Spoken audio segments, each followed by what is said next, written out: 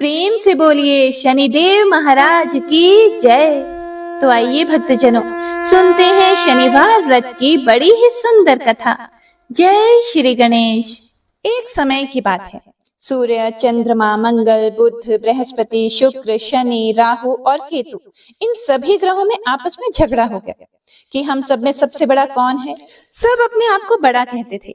जब आपस में कोई निश्चय ना हो सका तो सब के सब आपस में झगड़ते हुए इंद्र के पास जा पहुंचे और कहने लगे कि आप सब देवताओं के राजा हो, इसीलिए आप हमारा न्याय करके बताओ कि हम नवों ग्रहों में सबसे बड़ा कौन सा ग्रह है। राजा इंद्र इनका प्रश्न सुनकर घबरा गए और कहने लगे कि मुझ में तो यह सामर्थ्य है नहीं जो किसी को बड़ा या छोटा बतला सकूं। मैं अपने मुख से कुछ नहीं कह सकता, लेकिन हाँ, एक उपाय हो सकता है। इस समय पृथ्वी पर राजा विक्रमादित्य दूसरों के दुखों का निवारण करने वाले हैं, इसीलिए तुम सब मिलकर उन्हीं के पास जाओ, वही तुम्हारे दुखों का निवारण करेंगे।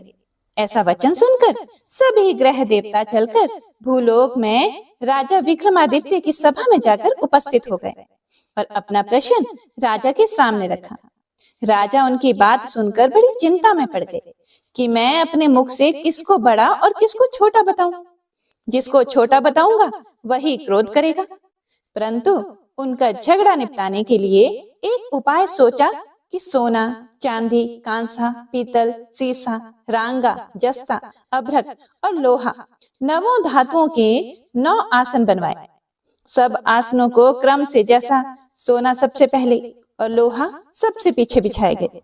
इसके पश्चात राजा ने सब ग्रहों से कहा कि आप सब अपने अपने सिंहासनों पर बैठिए।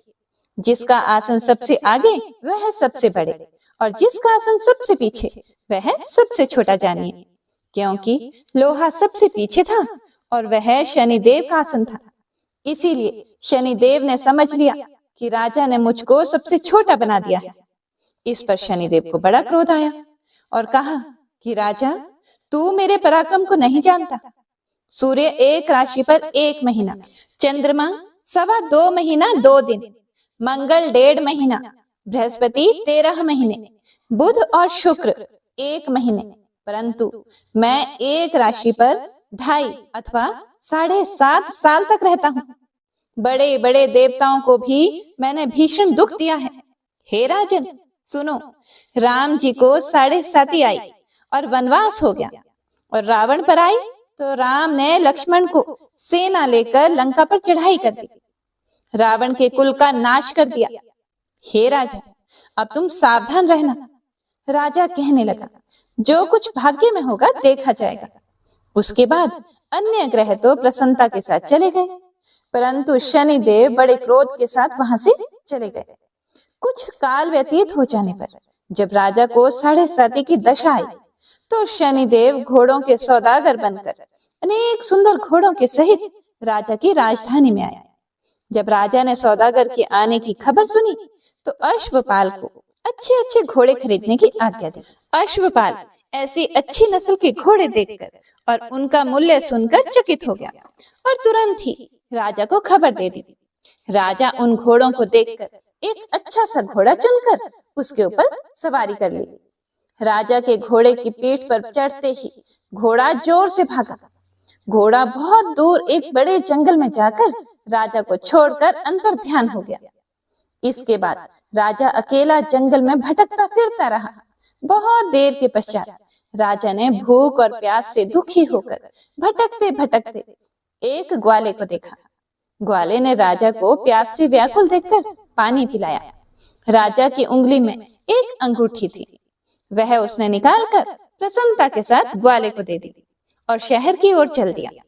राजा शहर में पहुंचकर एक सेठ की दुकान पर जाकर बैठ गया और अपने आप को उज्जैन का रहने वाला तथा अपना नाम वीका बताया।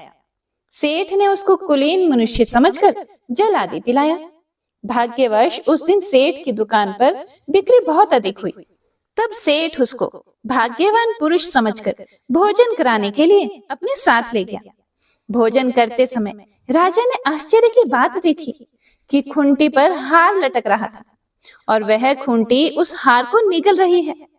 भोजन के पश्चात कमरे में आने पर जब सेठ को कमरे में हार ना मिला तो सबने यही निश्चय किया कि सिवाय वीका के और कोई इस कमरे में नहीं आया, इसीलिए अवश्य ही उसी ने हार चोरी किया है। परंतु वीका ने हार लेने से मना कर दिया। इस पर 5-7 आदमी इकट्ठे होकर उसको फौजदार के पास लाए।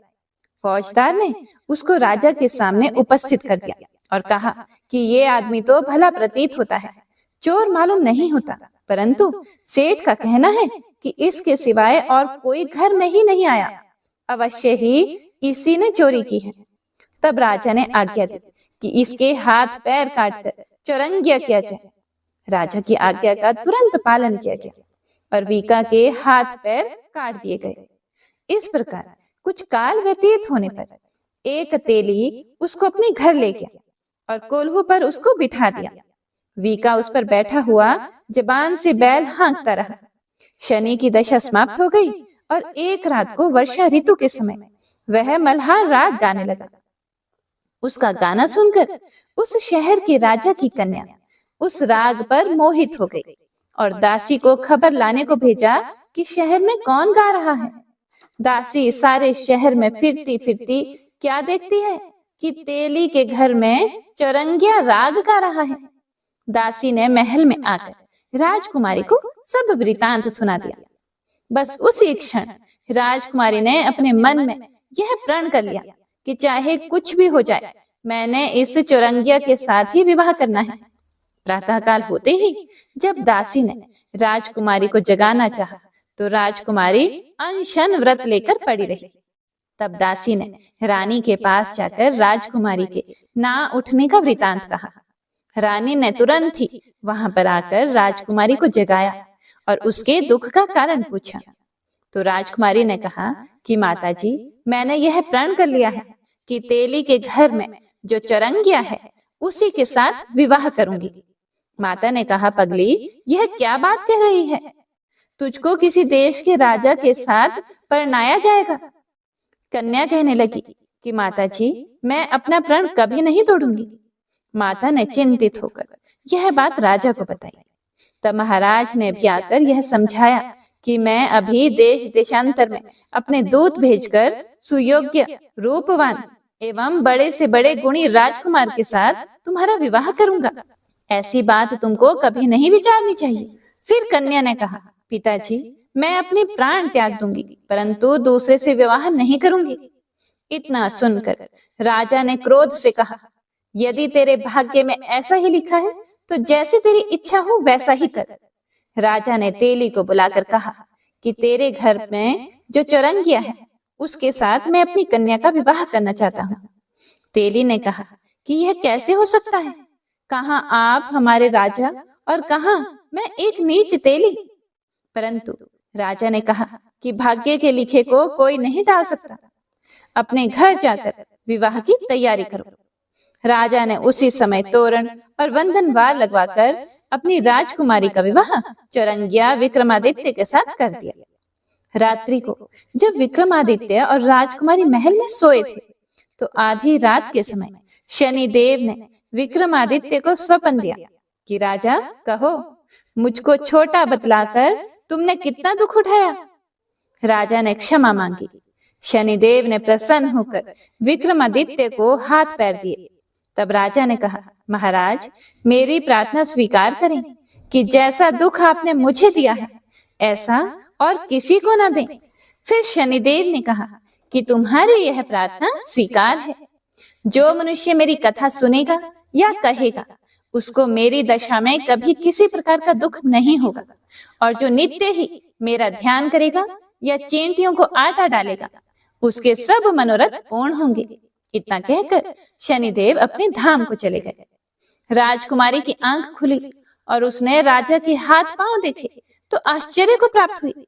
उसको देखकर राजा ने अपना समस्त हाल कहा कि मैं उज्जैन का राजा विक्रमादित्य हूँ। यह बात सुनकर राजकुमारी बहुत प्रसन्न हुई। प्रातःकाल राजकुमारी से उसकी सखियों ने पूछा तो उसने अपने पति का समस्त वृतांत कह सुनाया। तब सब ने प्रसन्नता प्रकट की और कहा कि ईश्वर ने आपकी मनोकामना पूर्ण कर दी। जब सेठ ने यह बात सुनी तो वह विक्रमादित्य के पास आया और राजा विक्रमादित्य के पैरों पर गिरकर क्षमा मांगने लगा कि आप पर मैंने चोरी का झूठा दोष लगाया, अतः आप मुझको जो चाहे दंड दें। राजा ने कहा, मुझ पर शनिदेव का कोप था, इसी कारण यह सब दुख मुझको प्राप्त हुआ। इसमें तुम्हारा कोई भी दोष नहीं है, तुम अपने घर जाकर अपना कार्य करो। सेठ बोला कि मुझे तभी शांति होगी जब आप मेरे घर चलकर प्रीतिपूर्वक भोजन करोगे। राजा ने कहा कि जैसी आपकी मर्जी हो वैसा ही करें। सेठ ने अपने घर जाकर अनेक प्रकार के सुंदर भोजन बनवाए और राजा विक्रमादित्य को प्रीति भोज दिया।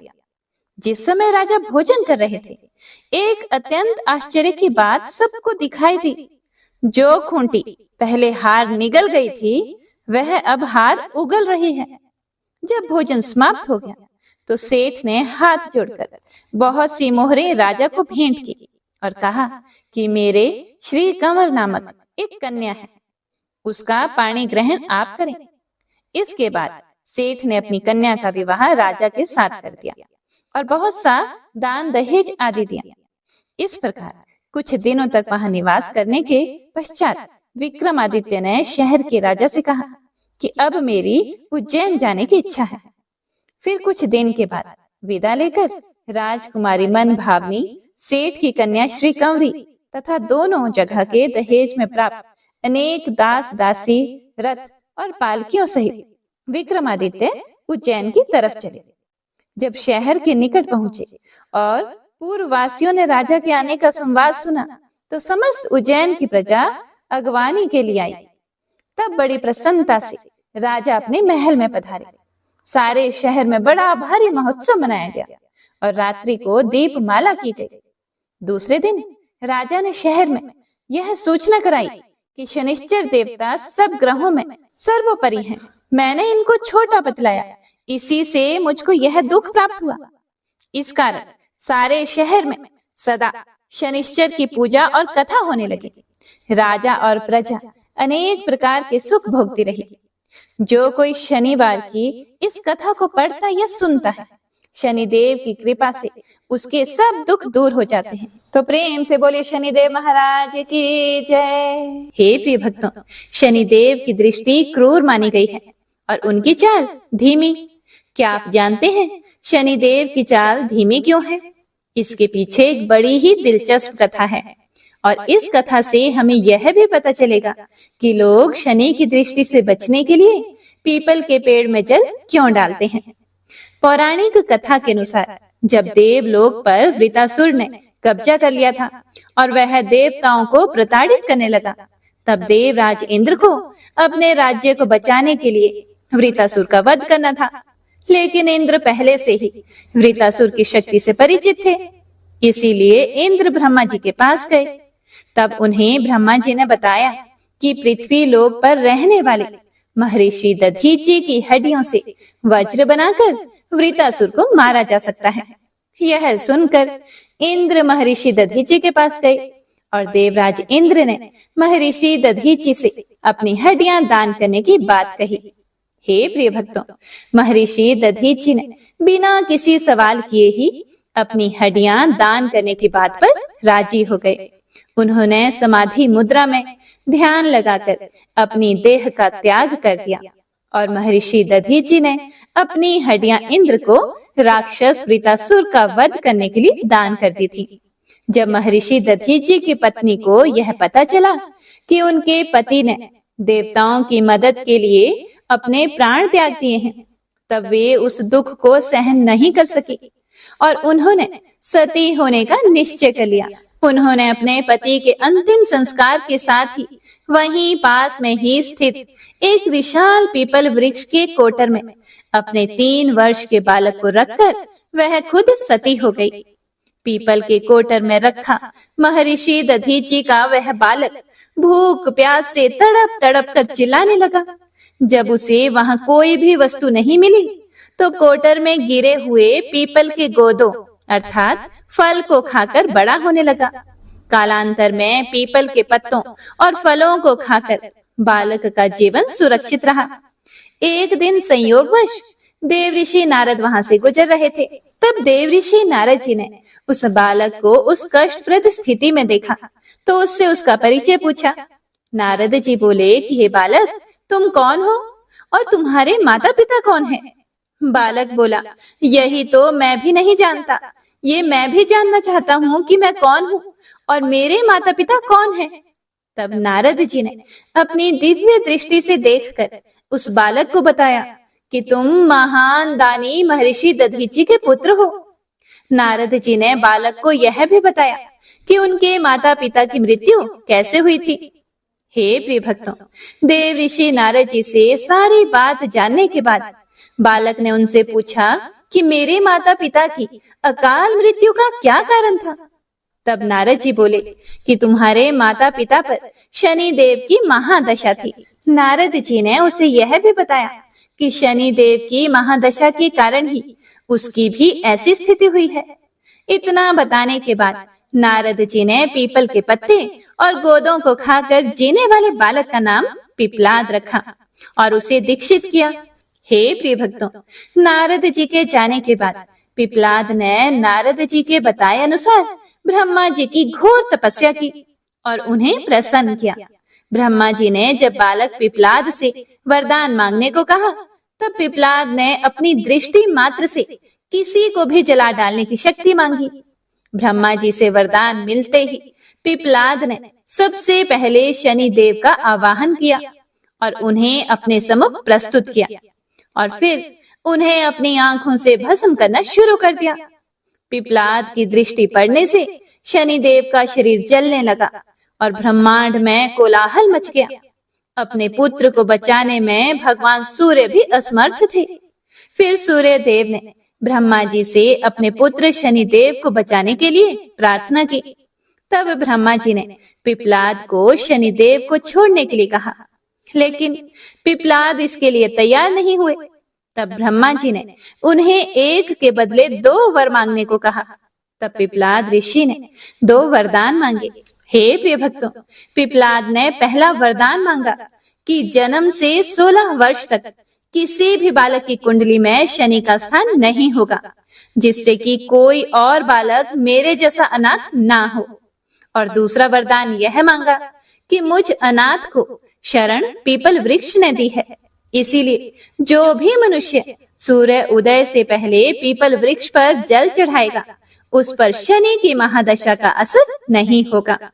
ब्रह्मा जी ने तथास्तु कहकर उसे यह दोनों वरदान दे दिए। तब पिपलाद ने जलते हुए शनि देव को अपने ब्रह्मदंड से उनके पैरों पर आघात करके उन्हें मुक्त कर दिया, जिससे शनि देव के पैर क्षतिग्रस्त हो गए और वह पहले जैसे तेजी से चलने लायक नहीं रहे।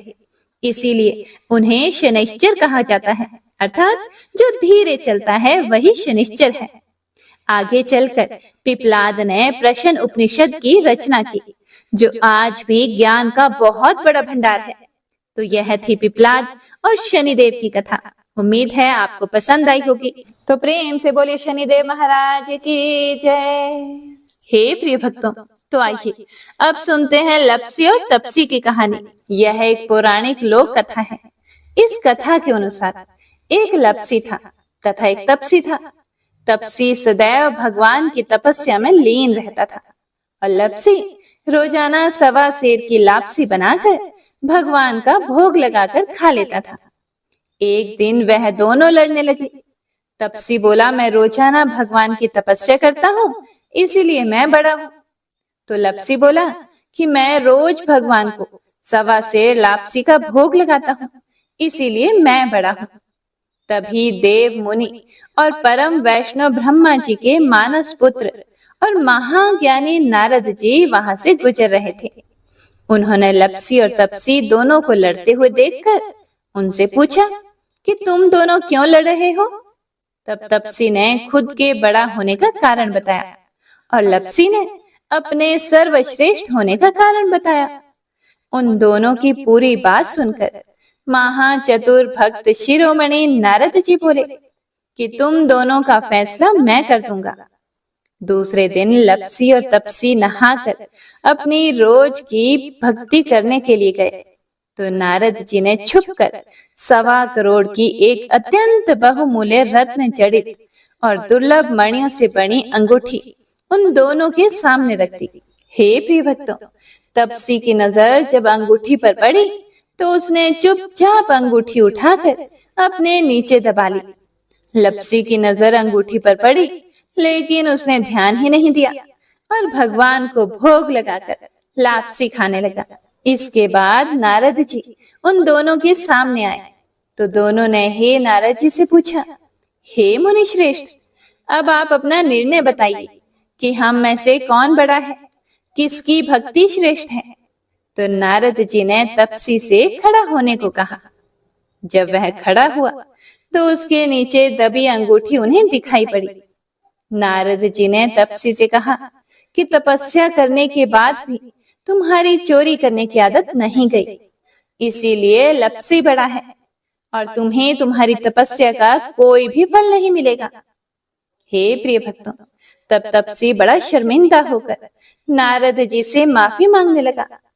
उसने नारद जी से पूछा कि मुझे मेरी तपस्या का फल कैसे मिलेगा। तब नारद जी ने उससे कहा कि यदि कोई गाय और कुत्ते की रोटी को नहीं बनाएगा, यदि कोई ब्राह्मण को भोजन करवाकर दक्षिणा नहीं देगा, तो उनके दान धर्म का फल, उन लोगों की पूजा का फल तुझे मिलेगा। यदि कोई सुहागिनी साड़ी के साथ ऊपरी अंगोछा का दान नहीं देगा, तो वह फल तुझे मिलेगा। यदि कोई दिए से दिया जलाए, तो वह फल भी तुझे मिलेगा। यदि कोई सारी कहानी सुने लेकिन तुम्हारी कहानी नहीं सुने, तो उसकी पूजा का फल भी तुझे मिलेगा। हे प्रिय भक्तों, उसी दिन से हर व्रत कथा कहानी के साथ लपसी तपसी की यह कहानी भी अवश्य सुनी और कही जाती है। जय जय शनि देव महाराज, जन के संकट हरने वाले। जय जय शनि देव महाराज, जन के संकट हरने वाले। तुम सूर्य पुत्र बलधारी, भय मानत दुनिया सारी। तुम सूर्य पुत्र बलधारी, भय मानत दुनिया सारी। साधत हो दुर्लभ काज, जय जय शनि देव महाराज, जन के संकट हरने वाले। तुम धर्मराज के भाई, जम क्रूरता पाई। तुम धर्मराज के भाई, जम क्रूरता पाई। घन गर्जन करत आवाज, जय जय शनि देव महाराज, जन के संकट हरने वाले। तुम नील देव बिकरारी, भैंसा पर करत सवारी। तुम नील देव बिकरारी, भैंसा पर करत सवारी। कर लो गदा रही साज, जय जय शनि देव महाराज, जन के संकट हरने वाले। तुम भूपति रंक बनाओ, निर्धन सिर छत्र धराओ। तुम भूपति रंक बनाओ, निर्धन सिर छत्र धराओ। समरथ हो करन मम काज, जय जय शनि देव महाराज, जन के संकट हरने वाले। राजा को राज मिटाओ, जिन भक्तों पीर दिवायो। राजा को राज मिटाओ, जिन भक्तों पीर दिवायो। जग में हो गई जय जयकार, जय जय शनि देव महाराज, जन के संकट हरने वाले। तुम हो स्वामी हम चरणन, सिर करत नमामि जी। तुम हो स्वामी हम चरणन, सिर करत नमामि जी। पूर्वो जन जन की ये आस, जय जय शनि देव महाराज, जन के संकट हरने वाले। यह पूजा देव तिहारी, करत दीन भाव ते थारी। यह पूजा देव तिहारी, करत दीन भाव ते थारी। अंगीकृत करो कृपालु जी, जय जय शनि देव महाराज, जन के संकट हरने वाले। प्रभु शुद्धि दृष्टि निहारो, क्षमिए अपराध हमारो। प्रभु शुद्धि दृष्टि निहारो, क्षमिए अपराध हमारो। है हाथ तिहारे लाज, जय जय शनि देव महाराज, जन के संकट हरने वाले। हम बहुत विपत्ति घबराए, शरणागति तुमरी आए। हम बहुत विपत्ति घबराए, शरणागति तुमरी आए। प्रभु सिद्ध करो सब काज, जय जय शनि देव महाराज। जन के संकट हरने वाले, यह विनय करे कर जोर के, भक्त सुनावे जी। यह विनय करे कर जोर के, भक्त सुनावे जी। तुम देवन के सिर ताज, जय जय शनि देव महाराज। जन के संकट हरने वाले, तुम सूर्य पुत्र बलधारी, भय मानत दुनिया सारी। तुम सूर्य पुत्र बलधारी, भय मानत दुनिया सारी। साधत हो दुर्लभ काज, जय जय शनि देव महाराज। जय जय शनि देव महाराज, जय जय शनि देव महाराज। प्रेम से बोलिए शनिदेव महाराज की जय।